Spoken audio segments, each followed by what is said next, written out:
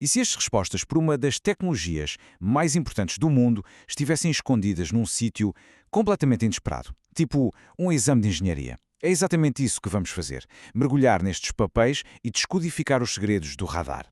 Olhem bem para isto. São enunciados de exames reais, da Universidade Independente de Angola. Parecem complicados, e são, mas cada pergunta é, na verdade, um degrau para percebermos como o radar moldou o nosso mundo, desde as viagens de avião até à segurança nas estradas. Vamos lá desvendar isto. Bem, vamos começar pela base. Qual é a pergunta mais fundamental que estes exames fazem sobre o radar? Pode parecer uma pergunta simples, mas a resposta está no próprio nome da tecnologia. Para os estudantes de engenharia, dominar este conceito é absolutamente essencial. É a fundação para tudo o que vem a seguir. No fundo, é um eco, mas em vez de som, usa ondas de rádio. O sistema emite um sinal, uma onda de rádio, e depois mede o tempo que o seu reflexo demora a regressar. E esse tempo revela a distância. Mas, como vamos ver, há mais do que uma maneira de ter esta conversa com o alvo.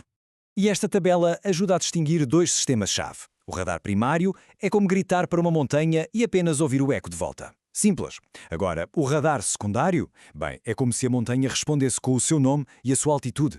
Um avião com um aparelho chamado transponder faz exatamente isso. Responde ativamente ao sinal, fornecendo muito, mas muito mais informação.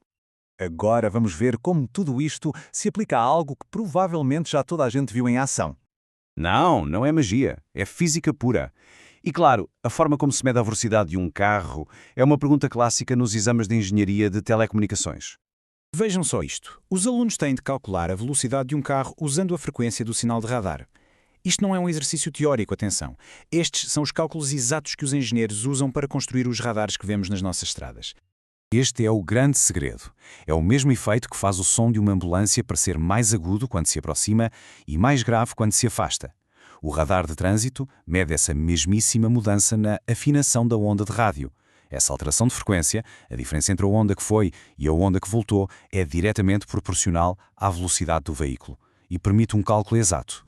80 km por hora. Este é o limite de velocidade específico do problema no exame. Um número simples, mas por trás dele está a ciência complexa do efeito Doppler, que transforma uma pequena mudança de frequência numa multa por excesso de velocidade. Da estrada para o ar, o papel do radar torna-se ainda mais crítico, claro.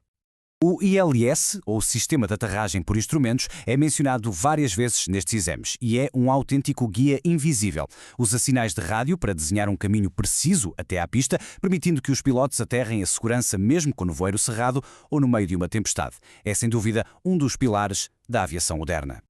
E isto aqui ilustra um conceito ainda mais avançado: o sistema biestático. Basicamente, em vez de um único radar que transmite e recebe, aqui temos um transmissor num local, como um aeroporto, e um receptor noutro. Ao trabalharem em conjunto, criam uma rede de vigilância muito mais robusta e precisa. No fundo, quer o sistema seja simples ou super complexo, tudo se resume sempre a estes três parâmetros-chave: a direção, o azimuth, que é o ângulo horizontal, e a distância. Com estes três dados, o radar consegue construir um mapa tridimensional do céu em tempo real. Mas a tecnologia do radar não é perfeita. E para mim, as partes mais fascinantes destes exames são mesmo aquelas que nos revelam as suas falhas e as suas peculiaridades. Clutter é um termo técnico que aparece constantemente nestes exames e descreve um dos maiores desafios para os engenheiros de radar: como é que se consegue separar o sinal verdadeiro do ruído de fundo. O radar vê tudo o que reflete as suas ondas. Uma tempestade, um bando de pássaros. Tudo isso pode aparecer no ecrã como se fosse um alvo falso, um autêntico fantasma na máquina. O trabalho do engenheiro é, portanto, ensinar o sistema a ignorar estes fantasmas. É isso mesmo, não se trata de ruído ou de interferência. É uma limitação fundamental da física de alguns tipos de radar, um verdadeiro ponto cego na tecnologia. Está aqui, preto no branco, uma pergunta do exame que obriga os alunos a calcular as velocidades cegas de um sistema.